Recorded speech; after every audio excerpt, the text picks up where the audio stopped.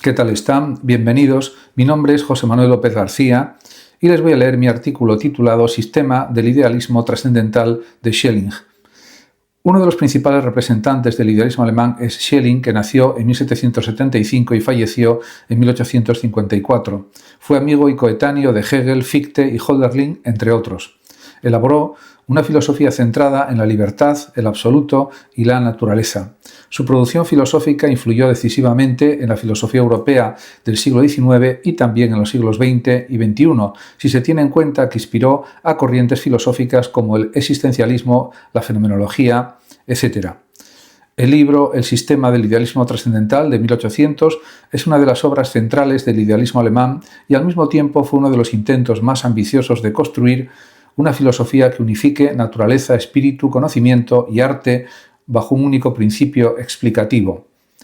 Schelling parte del proyecto kantiano y fictiano, pero pretende superar sus límites introduciendo una interpretación dinámica en la que la realidad no es algo estático ni simplemente representado en el sujeto, sino un proceso vivo en el que lo subjetivo y lo objetivo se desarrollan conjuntamente hasta alcanzar la conciencia plena de sí. La idea fundamental del libro es que toda la realidad puede entenderse como una historia del espíritu que progresa desde la actividad inconsciente hasta la autoconciencia filosófica. Schelling no comienza desde el objeto, como en el realismo, ni desde el sujeto aislado, como en ciertos desarrollos filosóficos de Kant, sino desde la identidad originaria entre sujeto y objeto. Esa identidad es previa a la conciencia, es una unidad absoluta que se manifiesta progresivamente en dos direcciones complementarias, la naturaleza y el espíritu. Identificaba espíritu y razón. La razón expresa el principio universal que organiza y da sentido al mundo, superando la separación entre sujeto y objeto. La filosofía debe reconstruir este proceso desde sus niveles más básicos hasta su culminación. El sistema se estructura como una especie de historia trascendental de la conciencia. Schelling sostiene que la filosofía no debe limitarse a analizar las condiciones del conocimiento, sino reconstruir genéticamente cómo surge el propio sujeto cognoscente. En este sentido, el yo no es un punto de partida absoluto, sino el resultado de un proceso productivo. Este proceso tiene dos grandes direcciones: la naturaleza como producción inconsciente del espíritu y la conciencia como reconocimiento progresivo de esa producción. Uno de los conceptos centrales del libro es el de actividad productiva inconsciente. Schelling sostiene que la naturaleza no es algo muerto ni puramente mecánico, sino una productividad dinámica que opera como si fuera un espíritu inconsciente.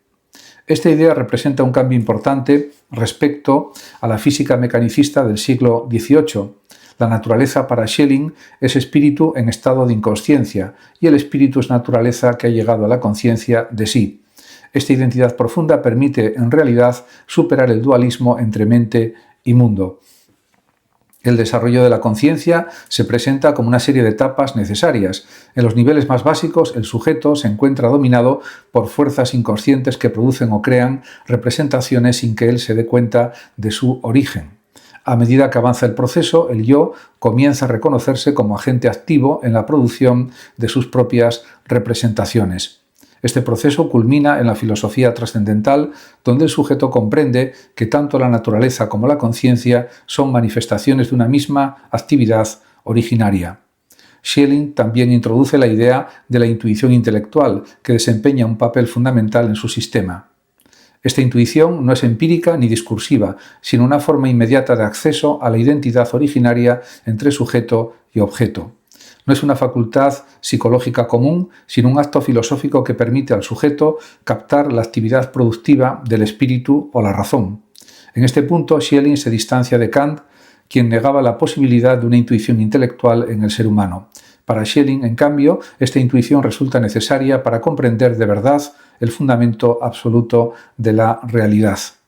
Aunque el texto del libro está centrado en el idealismo trascendental, Schelling entiende que no puede hacerse una separación estricta entre filosofía de la naturaleza y del espíritu. El sistema culmina en su teoría del arte, que ocupa un espacio privilegiado en la obra.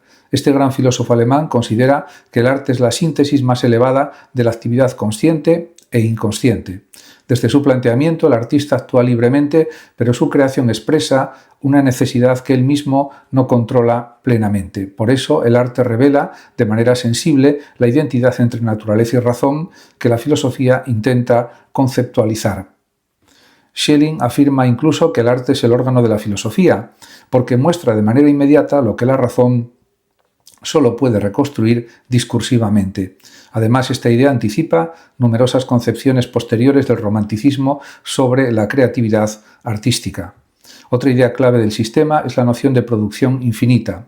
La realidad no es un conjunto de objetos acabados, sino un proceso continuo de autoformación del absoluto. Este absoluto no es una cosa ni un ser estático, sino actividad pura. El ser humano es libre en la medida que reconoce la necesidad interna de la que forma parte, según Schelling, y actúa conforme a él de manera consciente. Schelling en este libro no ofrece un sistema cerrado, sino una visión del pensamiento como participación en un proceso vivo en el que la realidad misma se comprende como razón o espíritu en desarrollo. La lectura de este libro es una experiencia prodigiosa por la gran profundidad de esta extraordinaria obra filosófica. Muchas gracias a todos por su atención y hasta mi próximo artículo y vídeo. El que lo desee puede compartir este vídeo, darle like o suscribirse a mi canal de YouTube, que ya tiene más de 13.200 vídeos. Hasta siempre.